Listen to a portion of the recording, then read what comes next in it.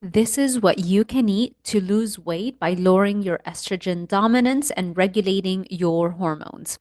So, it's really important that we lower any excess estrogen levels so you can finally lose that stubborn body fat, particularly that lower belly fat. Because I've seen a lot of people wonder, especially around this time of year, why have I been eating less and working out more, but I still cannot seem to lose weight, especially that really stubborn lower belly fat. And so that's because modern lifestyles and diets lead to estrogen excess or dominance in both men and women. So this mini lecture, is really going to apply to everybody. Too much estrogen in and of itself will promote fat storage in the hips and the belly area, even if you're dieting and exercising.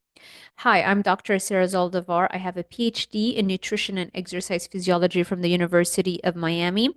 I was featured on the first ever carnivore diet TV show called Reverse TV series, and I've taught 4 decades at the University of Miami, the American College of Sports Medicine, Miami-Dade College, DeVry University, coached thousands of clients, and you can check out the testimonials on drsarahzaldivar.com.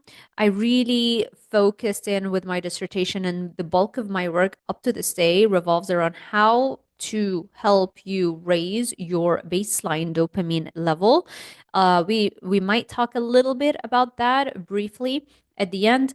And I've lost 30 pounds and I've been able to maintain it by raising my baseline dopamine levels and some few additional things that I will mention.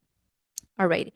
So, what are some causes and treatment of estrogen dominance? So, if estrogen dominance, first of all, is caused by things like hormone replacement therapy or IVF rounds, then we know that we have to talk to your doctor to adjust the plan.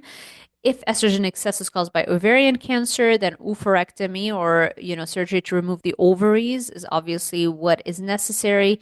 And if estrogen is caused by PCOS or polycystic ovarian syndrome, then you can check out this video that I filmed on how to reverse PCOS to lose stubborn body fat. Now, if we eliminate all of these very easy to identify causes, then the next more common causes are due to diet and environmental toxin exposure. So let's start with the diet. Ideally, a zero carb carnivore diet would be the fastest way, really. It would be the best reset for your system. But any kind of diet that lowers carbohydrates can do that. It depends on how quickly you want to achieve results. The reason for why you want to minimize carbohydrates or ideally eliminate them if you really want the quickest results is because carbohydrates feed a gut bacteria that produces an enzyme called beta glucuronidase, which reabsorbs estrogen into the body and leads to estrogen dominance. And so the less carbohydrates you eat, the more you starve that gut bacteria, and so it can no longer create all of this beta glucuronidase enzyme. Think of it as a protein that can reabsorb estrogen. Now, if you are not sure how to start something like a carnivore diet, then I will send you a free copy of my guide, the 30-day carnivore diet challenge guide. And all you have to do is sign up to my newsletter. It will be in the first few lines in the description box of this YouTube video. So I don't want you to feel overwhelmed and feel like you can only eat meats and only do a carnivore diet. But you do really need to realize the power of restricting carbohydrates and reversing estrogen dominance. The less carbs, basically, the better. However, you might be tempted into doing something like a ketogenic diet, which is very low carbs and might be very high in fiber.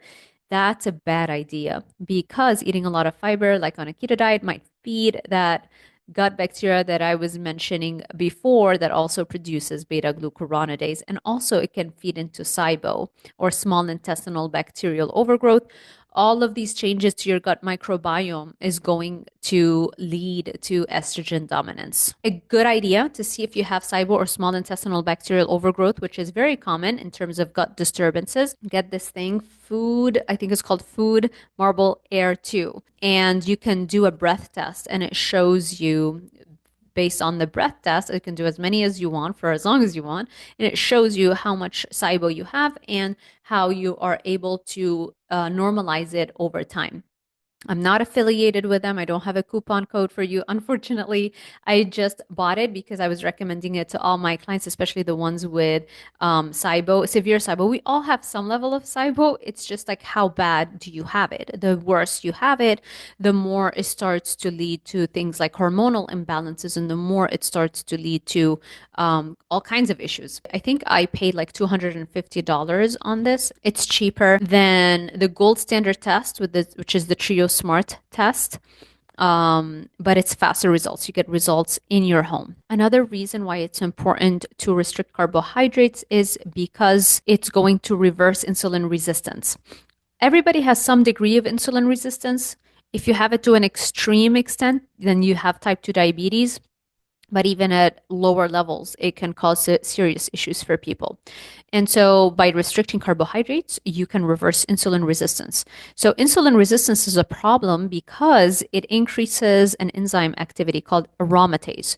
By increasing the activity of the enzyme aromatase, it starts to increase the conversion of testosterone, whether in men or women. We all have testosterone hormone in our blood. So it starts to increase testosterone conversion into estrogen, thereby increasing your levels of estrogen. That's one way. Another reason why insulin resistance is a problem is that it lowers sex hormone binding globulin. It's a protein that binds to your sex hormones like estrogen and testosterone, and so lowers their activity. And so insulin resistance lowers sex hormone binding globulin. So you have less of this sequester of the sex hormone. So now you have higher levels and higher activity of estrogen, and again, estrogen excess or estrogen dominance. Also, insulin resistance causes increased production of inflammatory mediators. In other words, the more carbs you eat, the more you're going to have insulin resistance for the most part, and that's going to increase inflammation in your body, and that can contribute to estrogen-sensitive conditions, including fibroids. Another thing that relates to the diet is alcohol. Alcohol consumption makes it harder for the liver to metabolize estrogen, to excrete it from the body, so it builds up. And also, just losing body fat. Forget about which diet you're going to follow. Just losing body fat is very important because fat cells, they don't just sit there storing extra calories. They are actually organs that are secreting estrogen into the blood. So every additional fat cell that you have that is not necessary is going to be releasing more and more and more estrogen, leading to estrogen dominance and hormonal imbalance. Another major contributor to stubborn body fat due to estrogen dominance is the environmental exposure to estrogens, also known as xenoestrogens. So what are xenoestrogens? They are a group of chemicals that mimic estrogen and can be found in a variety of products like beauty products and plastics. They get stored in fat. They have a high fat solubility. So when you are exposed to them, they go and get stored in your fatty tissues. And xenoestrogens can be synthetic or natural. They are found in cosmetics, industrial chemicals, building supplies, food, plastics, everywhere. An example of a xenoestrogen is bisphenol A or BPA. It's been found in canned food and human saliva. BPA in food and beverages accounts for the majority of daily human exposure. So if you're drinking in plastic bottles, especially when that plastic bottle heats up, that's really when it leaches all of its toxins. And then if you're heating up your food, let's say in a plastic container, and you heat it up in a microwave, that is a disaster, especially if you do it for a long period of time. You also want to minimize eating canned foods. Remember, BPA is found in canned food. You want to opt for glass, porcelain, or stainless steel containers, particularly for hot food or liquids. And if you want to purchase bottles on the go, then make sure they're BPA-free bottles. Another example of a xenoestrogen is polychlorinated biphenyls, also known as PCBs. They're found in paints, adhesives, lubricants, and electrical oils. PCBs can enter the environment through accidental spills and leaks, dump sites, or landfills. They can also be found in products made before 1977, such as old fluorescent lighting fixtures, electrical devices, and microscope and hydraulic oils. And buildings constructed or renovated between 1950 and the 1970s may also have PCBs in the caulking around the windows, the weather stripping, like you can see in the image here, and in masonry expansion joints. DTT is another example of a xenoestrogen. It's a pesticide that was banned in the United States in 1972. However, it is still used in other parts of the world. In the diet, we also have xenoestrogens, unfortunately. So you can find it in the fat content of meat. That's because steer are fattened up by inserting estrogen pellets in their ears. And so, since it's a highly soluble chemical in fat or high fat solubility, when you give the steer those kinds of pellets, it doesn't just disappear, this estrogen. It actually builds up in their body, especially in their fatty tissues. Fatty fish as well can absorb xenoestrogens through their skin, gills, and by eating contaminated food. And so xenoestrogens can accumulate in fish tissues and have the potential to be toxic at concentrations much lower than endogenous or made in the body estrogen. And in dairy products, just like in fatty meat, you will have the xenoestrogen stored in the fat content. It's the same thing with dairy. It is stored in fatty dairy products. So especially if it's inorganic or non-organic food. And even in plant foods, it's a problem because you do have pesticides and you do have all kinds of xenoestrogens that are found in non-organic plant foods. So if you are eating plants, then make sure that you peel anything that is non-organic. Now, let's talk about the solution. How can you flush out excess estrogen from the body? It is essential to be sure that you truly have excess estrogen before you try to lower it, because if you don't really have high levels of estrogen, then you don't want to end up with very low levels of estrogen, because that can be a problem as well. Number one is making sure you're managing chronic stress and getting enough sleep. And that's because when you're stressed out chronically, your body's constantly creating this hormone, cortisol. And the problem is that cortisol utilizes the same molecule as a precursor to be made that progesterone also utilizes. And so when you're constantly creating cortisol, you're constantly using up your stores of this precursor, pregnenolone. So now you don't have enough to make progesterone. Why is that a problem? Because the ratio of progesterone to estrogen is really important. So if you don't have enough progesterone relative to estrogen, now you have estrogen dominance and now you have hormonal imbalance.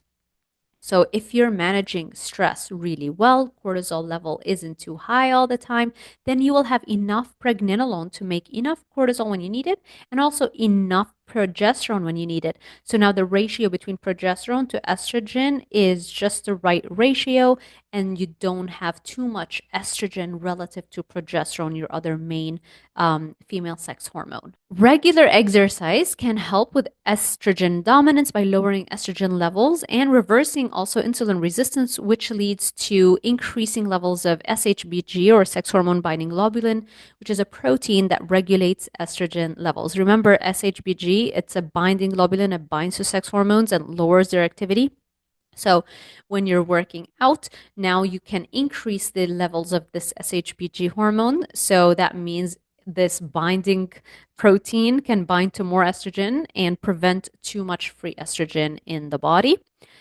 And really interestingly, this 2011 study showed that exercise reduced estrogen levels in premenopausal women by 19%. So that's a very powerful effect. And I'm sure they weren't using here in the study a lot of training, like just the basic recommendations for how much you should be working out, and you got this effect. So imagine if you did a little bit more, if you want an even faster and more powerful result in estrogen reduction.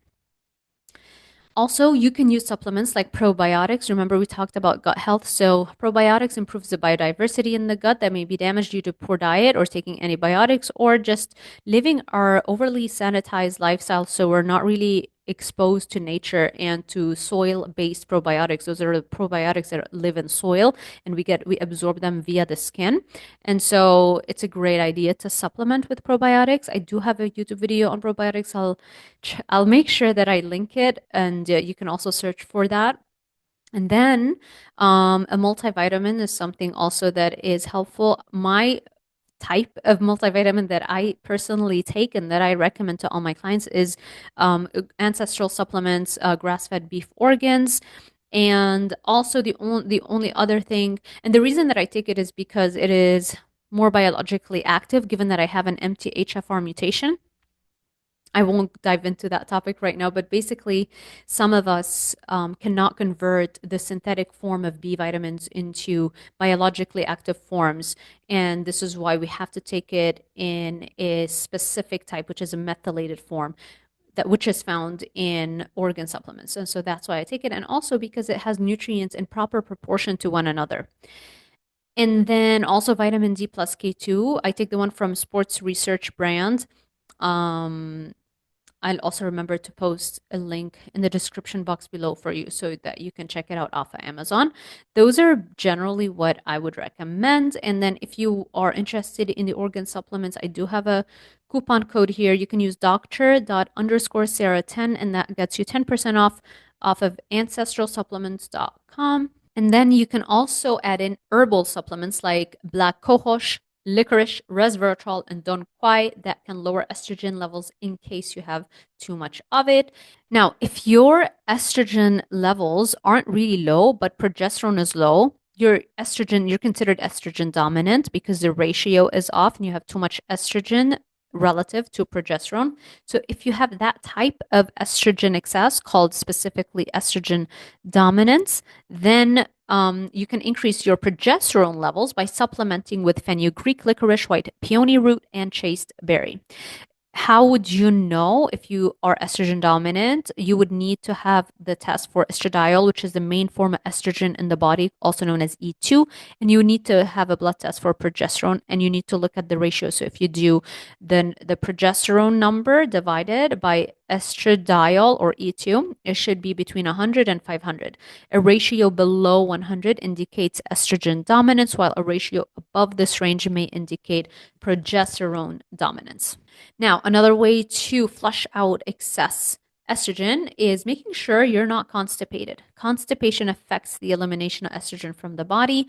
And so I do have a video about how fiber can actually cause constipation in a lot of cases. So you may want to check that out. Also, I do have another video specifically within the context of a carnivore diet. And I think the title says Still Constipated on a Carnivore Diet. And so I go over just a more in-depth overview of what you can do. But also magnesium citrate is a supplement. It's kind of like a Band-Aid supplement is the way that I look at it. But it can really help in a short-term protocol to make sure you're not constipated as we are reducing estrogen levels. Make sure it's magnesium citrate, not glycinate, because if you're taking magnesium glycinate, that actually causes constipation if you're prone to it.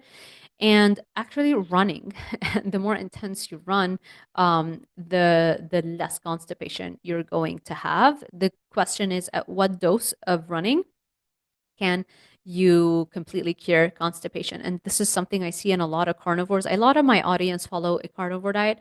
And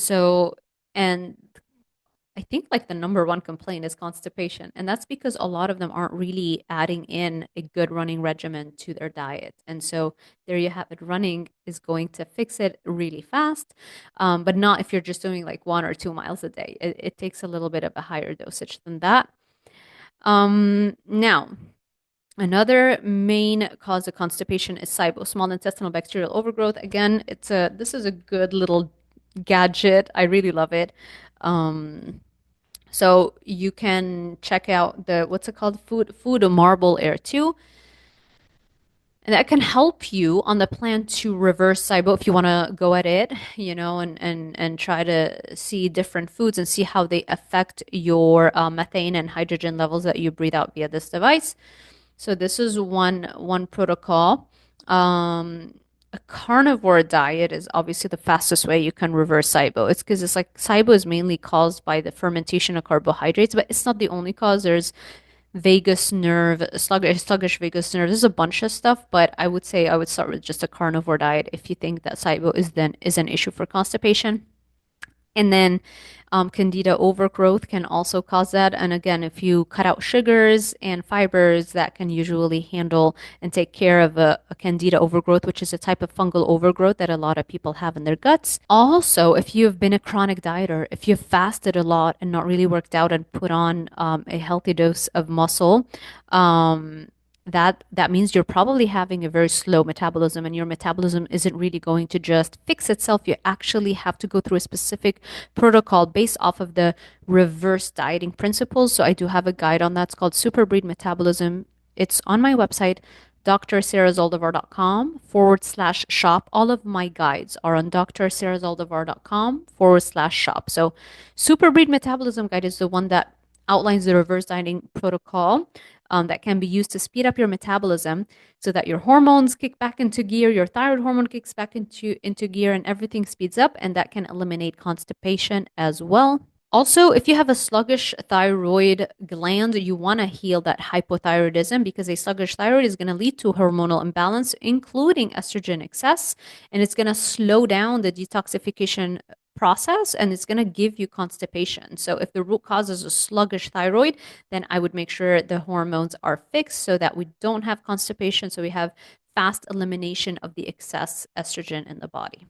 I do have a video on thyroid function, so check it out. This is the title and the thumbnail. Also, raising baseline dopamine levels is going to be very powerful in speeding up your metabolism. And by the way, baseline dopamine is completely different than just raising dopamine. There's two completely different things. What I'm talking about here when I say raise baseline dopamine, I'm referring to the receptor for dopamine, the D2, the number of D2 receptors on the cell surface of your brain cells. This was really the topic of my dissertation at the University of Miami. I spent 6-7 years working on this topic. So raising your baseline dopamine levels, meaning raising the number of D2 receptors in your brain, is going to speed up your metabolism. It's going to speed up elimination. It's going to reverse constipation. It's going to speed up thyroid function. It will increase your motivation, energy levels, happiness levels. It will eliminate cravings so you can actually stick to any meal plan that you choose. And very importantly, it will also increase motivation levels. You'll be more productive, and it will increase the motivation levels to work out if you have an exercise, which I highly recommend adding in an exercise program. The higher you raise your baseline dopamine levels, meaning the more D2 receptors you create in your brain, the more motivation, the more energy, the faster the metabolism, everything grows proportionately to the level of your baseline dopamine. And so I would suggest trying to raise it as much as you can handle, because pretty much your whole life is going to transform, not just the estrogen imbalance. And a reminder that if you sign up to my newsletter on drsarahzaldivar.com, the link is in the description box below. I will send you a free 30-day carnivore challenge guide. It's close to 200 pages that guides you. It's a step-by-step guide on how to how to start a carnivore diet, what to expect, especially the withdrawal symptoms that a lot of people will have coming from any other kind of diet onto a carnivore diet. It's got recipes at the end, the shopping list, and all that kind of stuff. And also, for raising your baseline dopamine, you may want to check out my proposed protocol is getting those guys, the Dopamine Brain, the Monster Mindset, and the Monster Mind, the supplements. They outline the whole brain rehab protocol. Let me go back. Just a tip, if you want to check those out. The Brain Bundle is a bundle that has all three of them for a much more discounted price than if you were to go and get each of those guides by themselves. Dopamine Brain tackles the brain rehab protocol based off the exercise protocol that you would need to use, because not any kind of exercise is going to raise D2 receptors. And then the Monster Mindset Guide tackles more like the visualization part.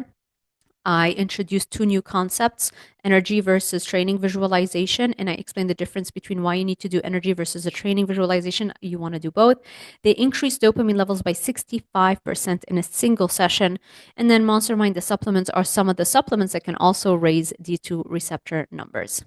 And you can always contact us for more individualized support And that would be at drsarahzaldivar.com/coaching for one-on-one coaching, and drsarahzaldivar.com/shop for all the guides that I just mentioned.